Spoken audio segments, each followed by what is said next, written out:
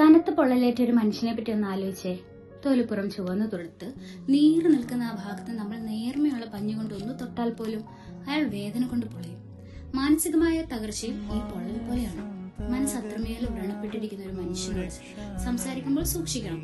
അവിടെ വാക്കുകൾ കൊണ്ടുള്ള ഒരു ചെറിയ തമാശ പോലും വലിയൊരു ആഘാതവും. തകർന്നിരിക്കുന്ന മനുഷ്യരോട് സാഹചര്യം നോക്കാതെ തമാശ പറയുന്ന ചിലരുണ്ട്. ഒന്നോർക്കണം, മാനസികമായി തകർന്നു നിൽക്കുന്ന ഒരാളോട് നമ്മൾ പറയുന്ന തമാശ നേരെ വിപരീതമായ അർത്ഥത്തിലായിരിക്കും അവർ ചിന്തിക്കുന്നത്. തുരുമ്പിച്ചൊരു ഇരുമ്പ് കഷ്ണം പോലെയാണ് തകർന്ന മനസ്സ്.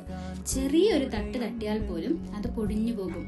അത്തരം മനുഷ്യർ അടുത്ത് ചെന്നൊന്ന് ഇരുന്നാൽ നമ്മുടെ മൗനം മതി അവർക്ക് വലിയൊരു ആശ്വാസമാകാം.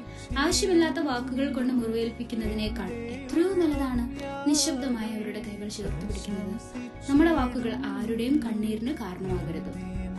ഒരാളെ ചിരിപ്പിക്കാൻ കഴിഞ്ഞില്ലെങ്കിലും നമ്മുടെ തമാശകൾ അവരുടെ ഉള്ളിലെ സങ്കടം കൂട്ടാതിരിക്കാൻ നമുക്ക് ശ്രദ്ധിക്കാം.